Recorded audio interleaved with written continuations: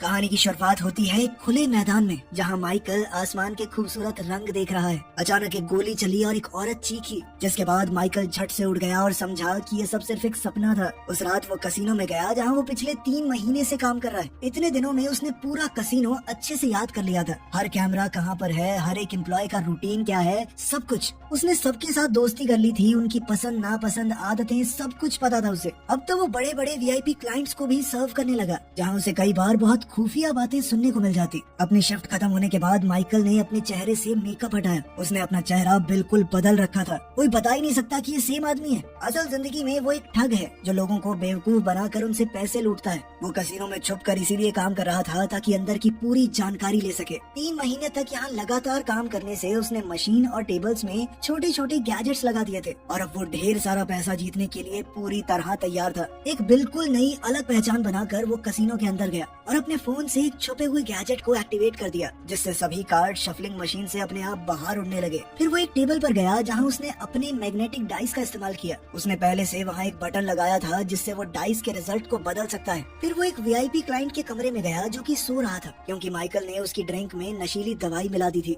उसके बाद VIP players को प्राइवेट कमरे में ले जाया गया। तब माइकल ने उस बेहोश किए हुए आदमी का गोल्ड पास और कुछ फैंसी कपड़े चुरा लिए। माइकल तुरंत सर्विस एलिवेटर में गया और कंट्रोल पैनल में अपनी चिप डाल दी।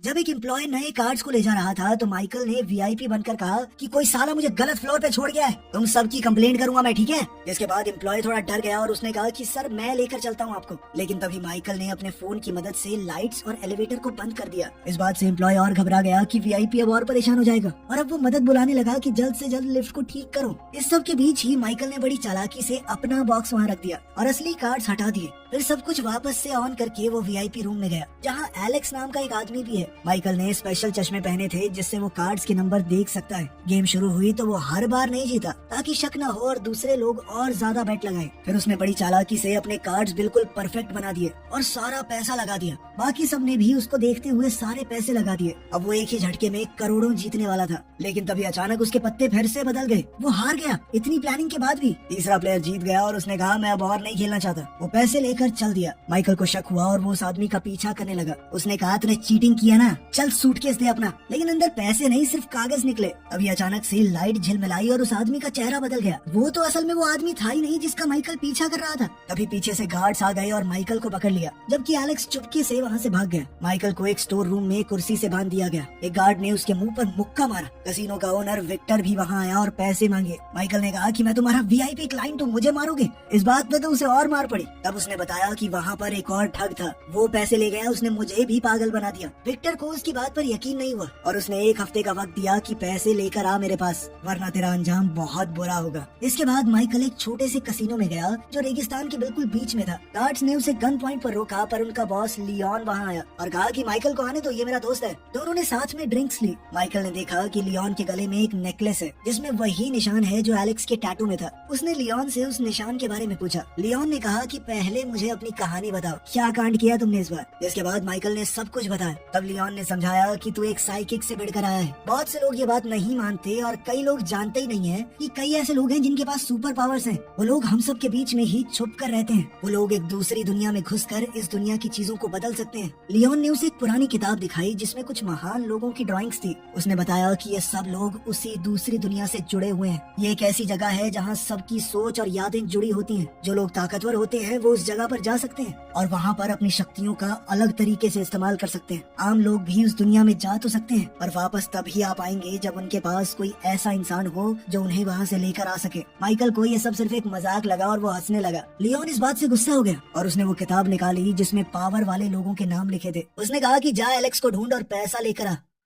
दूसरी ओर एलेक्स ने गॉर्डन नाम के एक इंसान से मुलाकात की और उसे सारे पैसे दे दिए। गॉर्डन ने एलेक्स से कहा कि मुझे भी दूसरी दुनिया में जाना है, लेकिन एलेक्स ने मना कर दिया। उसने कहा कि मैं नहीं चाहता तुम वहाँ खो जाओ, क्योंकि तुम्हारे साथ बिजनेस करने में मजा आता है, तुम पर भरोसा है। दूसरी तरफ माइकल ने लियोन से पूछा कि क्या इस लिस्ट वाले लोग सच में हैं? लियोन ने कहा कि हाँ हैं, मैंने उनकी पावर्स खुद देखी हैं। इसके बाद माइकल के दिमाग में एक आइडिया आया। वो उन शक्तियों का इस्तेमाल करके एक ऐसी टीम बना सकता है जो किसी भी कसिनो को लूट लेगी। सबसे पहले उसने एरिक को ढूंढा, एक अमीर लड़का जिसके उसके अंदर चीजों को अपने दिमाग से हिलाने की ताकत है, लेकिन वो कोई काम करना ही नहीं चाहता था। फिर उसे टोनी मिला जो कि एक टैक्सी ड्राइवर है और इलेक्ट्रॉनिक चीजों को कंट्रोल कर सकता है। माइकल ने जैसे तैसे दोनों को टीम ज्वाइन करने के लिए मना ही लिया। फिर उसे मिला केविन, एक ऐसा इंसान जो किसी को भी हिप्नोटाइज कर सकता है। जो वो दिखाना चाहे वही सच हो जाएगा। उसे इस वक्त एक मेंटल हॉस्पिटल के अंदर कैद करके रखा गया था। डॉक्टर्स उसकी शक्तियों को लोगों के डिप्रेशन को दूर करने के लिए इस्तेमाल कर रहे थे। माइकल ने उससे कहा कि तुम यहाँ अपनी जिंदगी बर्बाद कर रहे हो, मैं तुम्हें अमीर बना सकता हूँ। जब वो भागने के लिए तैयार हुआ तो नर्स भी उनके पीछे भागी। एरिक ने अपनी ताकत से चीजें उड़ाकर सभी पेशेंट्स को आपस में लड़वा दिया, जबकि टोनी ने अपनी ताकत से एम्बुलेंस को चालू किया और साथ ही गेट को खोल दिया।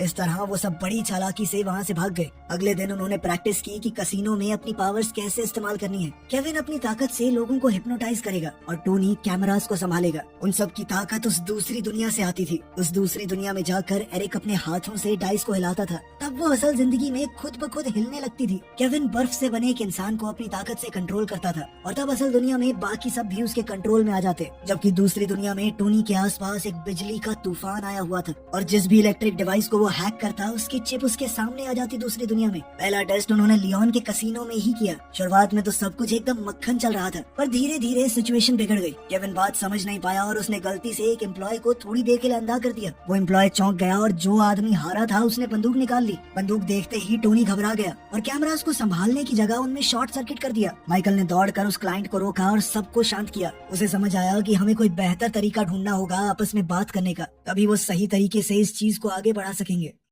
अगले दिन माइकल एक फ्यूनरल में गया जहाँ कई औरतें वेरोनिका से मदद मांग रही थी। तब कुछ काले कपड़े पहने आदमी वहाँ आए और वेरोनिका डर कर भाग गई। उसने अपने हेडफोन्स गिरा दिए जो कि माइकल ने उठाए। जब दूसरी गली से और आदमी आए, वेरोनिका एक पुरानी बिल्डिंग में छुप गई। माइकल ने उसके पास जाकर हेडफोन्स वापस दिए और कहा कि मैं उन आदमियों में से नहीं हूँ। वेरोनिका उससे दूर जाने लगी, पर माइकल फिर भी उसके पीछे गया। वेरोनिका लोगों का दिमाग पढ़ सकती थी। उसने सीधे तौर पर माइकल से कहा कि मुझे तुम्हारे प्लान में कोई इंटरेस्ट नहीं है। तभी उन आदमियों में से एक ने उन्हें देख लिया। माइकल ने वेरोनिका को जल्द से जल्द वहाँ से भागने को कहा और उस आदमी को रोका। दूसरी तरफ गॉर्डन ने एलेक्स के कहने पर अपनी ट्रेनिंग शुरू की। एक दिमाग पर कंट्रोल करने वाले आदमी ने उसे दूसरी दुनिया में भेज दिया। अब गॉर्डन के पास भी ताकत थी लोगों के दिमाग को कंट्रोल करने की। जब उसका दिमाग बेहोश पड़ा था तो उसने एक पेंटर को मजबूर किया कि वो एक फेमस पेंटिंग की कॉपी बनाए। इसके बाद गॉर्डन ने म्यूजियम में काम करने वाले एक आदमी को कंट्रोल किया और कहा कि इस फेक पेंटिंग को असली पेंटिंग के साथ बदल दो। जब असली पेंटिंग दूसरे म्यूजियम में भेजी जाने वाली थी, जब नकली पेंटिंग को एक वैन में ले जाया जा रहा था, तब गॉर्डन अचानक से होश में आ गया। उसने उस कंफ्यूज हो चुके पेंटर से असली पेंटिंग थोड़े से पैसे देकर खरीद ली। जिन लोगों को उसने अपने दिमाग से कंट्रोल किया था उन्हें कुछ भी याद नहीं रहा। उधर माइकल ने वेरोनिका को अपने साथ काम करने के लिए मना लिया था और जल्द ही उसे अपनी टीम से मिलवाया। उसने बताया कि वेरोनिका दिमाग पढ़ सकती है और अपनी बात को बिना कहे दूसरों के दिमाग में डाल भी सकती है। वो माइकल की सभी बातों को सभी लोगों तक पहुँचाएगी। उस वक्त जब वो कसिनो में खेल रहे होंगे, प्रैक्टिस करने के लिए माइकल ने वेरोनिका से कहा कि दूसरी दुनिया में जाओ। दूसरी दुनिया उसके लिए एक अजीब सा जंगल था। फिर माइकल ने अपने दिमाग में सोचा कि एरिक शहर के सबसे बड़े घंटे को हिलाए। वेरोनिका ने ये सोच एरिक तक पहुंचा दी और एरिक ने बिल्कुल वैसा ही किया। उसके बाद माइकल ने चाहा कि दो लोग दौड़ते हुए मदद के लिए चिल्लाएं। वेरोनिका ने ये सोच केविन को भेज दी और केविन ने तुरंत अपनी शक्तियों से ऐसा कर दिया। इसके बाद माइकल ने सोचा कि काश टोनी इस सारे एरिया की लाइट्स में शॉर्ट सर्किट कर दे ताकि लोग घबरा जाएं और सारे पंछी उड़ जाएं। आखिर में माइकल ने वेरोनिका से कहा कि सबके दिमाग में डाल दो कि एक भूकंप आ रहा है। वेरोनिका ने बिल्कुल ऐसा ही किया और इन सारी चीजों को साथ में मिलाकर लोगों को यकीन हो गया कि सच में भूकंप आ रहा है। सब लोग भागने लगे, सिर्फ माइकल की टीम वहाँ पर रही। इसके बाद माइकल ने एक रेस्टोरेंट से कुछ ड्रिंक्स चुरा ली और अपना प्लान समझाया। उन्हें अपना भेष बदल कर कसिनो में घुसना होगा। हर मेंबर अलग टाइम पर आएगा। सिर्फ वेरोनिका माइकल के साथ आएगी उसकी मंगेतर बनकर। इसके लिए उन्हें अच्छे कपड़े और बढ़िया मेकअप चाहिए होगा। तो सब लोग शॉपिंग करने और स्टाइलिस्ट के पास गए। 2 दिन बाद टीम कसिनो पहुंच गई। माइकल ने खेलना शुरू किया और वेरोनिका ने बिल्कुल शांत रहकर उसके दिमाग को पढ़ना ताकि वो उसकी सोच को बाकियों तक भेज सके। टोनी अपनी बारी खेलते हुए कैमरास को कंट्रोल कर रहा था। एरिक माइकल के खिलाफ खेलने वालों में था और जानबूझकर सबको हरवा रहा था ताकि माइकल जीत सके। जब माइकल काफी सारा पैसा जीत गया तो वो और वेरोनिका दूसरे टेबल पर गए जहाँ केविन एम्प्लॉय को कंट्रोल कर रहा था। शुरू में सब कुछ सही चला, पर फिर एरिक ने ज्यादा शराब पी ली और बार बार हार कर तंग आ गया। उसने कसिनो में घूमने वाली एक मशीन को खुद ब खुद कंट्रोल करके सारा पैसा जीतना शुरू कर दिया। वो वेरोनिका की मदद से अपनी मन की बात भेजने के बजाय सीधे सीधे माइकल से बातचीत करने लगा। टोनी भी ओवर एक्साइटेड हो गया और एक साथ बहुत सारी मशीन्स को कंट्रोल करने लगा। एक के बाद एक सब में जैकपॉट निकल रहा था उसका। इससे गार्ड्स को शक हो गया। उन्होंने एरिक और टोनी को पकड़ लिया। जब गार्ड्स उन्हें लिफ्ट तक लेकर आए तो बाकी टीम वहीं पर मौजूद थी। केविन ने गार्ड्स को हिप्नोटाइज करके वापस भेज दिया और टीम ने लिफ्ट में छुपकर बात की। माइकल ने उन्हें डांटा और समझाया कि अगर पकड़े गए ना तो जान से मार देंगे ये लोग, तुम जानते नहीं हो इन्हें। अब सबने वादा किया कि आगे से सिर्फ माइकल की बात मानेंगे। फिर वो सभी लोग आखिरी टेबल पर गए। माइकल ने अपने पूरे पैसे एक ही बेट में डाल दिए। केविन पत्ते बांटने वाले आदमी को कंट्रोल कर रहा था और एरिक डाइस को अपने हिसाब से हिला पा रहा था। उनका प्लान बिल्कुल सही चला और माइकल ने एक ही झटके में $10 मिलियन जीत लिए। फिर सब बीच पर गए, ड्रिंक्स पी और आग के आसपास जश्न मनाया। वेरोनिका थोड़ा दूर बैठी थी। माइकल उसके पास गया, कहने लगा कि हमारी काफी अच्छी टीम है, अगर साथ रहे तो बहुत पैसे कमा सकते हैं। लेकिन वेरोनिका ने साफ मना कर दिया। दोनों के बीच झगड़ा हुआ और दोनों ने एक दूसरे को बहुत बुरा भला कहा। उधर एलेक्स ने गॉर्डन के साथ डिनर किया और उससे कहा कि हमें ट्रेनिंग कैंसिल करनी होगी। एलेक्स ने कहा कि जब तक तुम्हें कोई ऐसा इंसान नहीं मिलता जिस पर तुम पूरा भरोसा कर सको, वहाँ पे फंसने का बहुत चांस है। गॉर्डन ने जब माइकल के बारे में पूछा तो एलेक्स ने बताया कि उसने नई टीम बना ली है। ये सुनकर गॉर्डन नाराज हो गया और बोला कि अब उन्हें कुछ करना पड़ेगा। अगली सुबह पूरी टीम कहीं जा रही थी और तभी अचानक एक एसयूवी उनका पीछा करने लगी। टोनी ने उससे बचने की कोशिश की पर तभी एक दूसरी एसयूवी भी आ गई। दोनों गाड़ियों ने उन्हें घेर लिया और टोनी को रोड के बीच में रुकना पड़ा। विक्टर अपने आदमियों के साथ निकला और पूरी टीम को पकड़कर उनके हाथ बांध दिए। माइकल ने कहा कि हमारे पास पैसा है, हम दे देंगे, पर विक्टर ने कहा कि मुझे तुम्हारे पैसे में नहीं, तुम्हारी ताकत के अंदर ज्यादा इंटरेस्ट है। माइकल के पास कोई ताकत थी नहीं, इसीलिए उसे पहाड़ी के किनारे ले जाकर गोली मार दी गई। उसका शरीर पहाड़ी से नीचे गिर गया। बाकी सबने ये देखा तो बहुत ज्यादा डर गए और अपनी दूसरी दुनिया में छुप गए। वो ये नहीं जानते थे कि ये सब कुछ एक चाल है। माइकल जिंदा है और उसे गॉर्डन के पास ले जाया गया, जो कि असल में उसका बाप है। गॉर्डन ने उसके हाथ खोल दिए। माइकल इस वक्त शॉक में था। उसे समझ आया कि उसके पिता ही ये सब करवा रहे थे। गार्ड्स ने उसे पकड़ लिया और गॉर्डन ने कहा कि तू 10 साल से मुझे इग्नोर कर रहा है, इसीलिए मुझे ऐसा करना पड़ा। याद है जब तू छोटा था हम दोनों एक खास दरवाजे के सपने देखते थे, अब मुझे पता है उस दुनिया में कैसे जाना है। थोड़े दिन बाद विक्टर के कसिनो में टोनी, केविन और एरिक को जबरदस्ती एम्प्लॉयज बनाया गया ताकि क्लाइंट्स को आसानी से हराया जाए। एक दिन जब वो अपने कमरे में वापस आए तो देखा कि बाथरूम में एक प्लम्बर काम कर रहा है। वो कोई और नहीं बल्कि माइकल था। उसने देखा कि वेरोनिका वहाँ नहीं थी। बाकी लोगों ने बताया कि उसने विक्टर के लिए काम करने से मना कर दिया था और तब से वो कोमा में है, क्योंकि माइकल की मौत देखने के बाद वो अपनी दूसरी दुनिया से बाहर ही नहीं आई। उस रात टेबल के ऊपर लाइट्स फ्लिकर होने लगी। टीम ने विक्टर को घेर लिया और कहा कि हम ये काम छोड़ रहे हैं, जिसके बाद गार्ड्स ने उन्हें एक स्टोर रूम में बंद कर दिया और एक नए गार्ड को वहाँ सिक्योरिटी के लिए तैनात कर दिया गया। ये भी भेस बदल के माइकल ही था। उसने सबको आजाद किया और भागने का प्लान समझाया। केविन ने एक गार्ड को मजबूर किया कि वो अपने की कार्ड से लॉक खोल दे, जबकि माइकल ने एक चाबी चुराकर एलिवेटर को बेसमेंट में ही अटका दिया। आगे की कॉरिडोर में तो लेजर लगी हुई थी। माइकल ने टीम को वहाँ काम पर लगाया और खुद वेरोनिका को ढूंढने गया। उसने हिसाब लगा लिया था कि वेरोनिका किस कमरे में बंद होगी। उसने एक मास्क पहना और गैस बॉम्ब गिरा दिया वहाँ पर। कार्ड को ढेर करने के बाद उसने वेरोनिका को उसके कमरे से बचाया। टोनी ने कुछ लेजर्स तो बंद कर दिए पर सारे नहीं। अब इतनी जगह बन गई थी कि एरिक ध्यान से बीच बीच से निकलकर तिजोरी तक पहुंच सकता था। उसने अपनी ताकत का इस्तेमाल करके तिजोरी खोलना शुरू किया। लेजर तो बंद हो गई थी पर अलार्म बज गया। गार्ड्स तिजोरी वाले कमरे की तरफ दौड़ने लगे, लेकिन लिफ्ट काम कर नहीं रही थी और दूसरी ओर एक हिप्नोटाइज्ड एम्प्लॉय उन सब के ऊपर गोली चला रहा था। गार्ड्स ने हमला करके उस हिप्नोटाइज्ड आदमी को गिरा दिया और जल्द से जल्द कॉरिडोर में घुस गए। लेकिन तब तक एरिक ने तिजोरी खोल ली थी। वो सब अंदर घुस गए और दरवाजा बंद कर लिया। विक्टर ने अपने आदमियों से कहा कि जैसे ही ये लोग बाहर आएंगे उन्हें मार दिया जाए।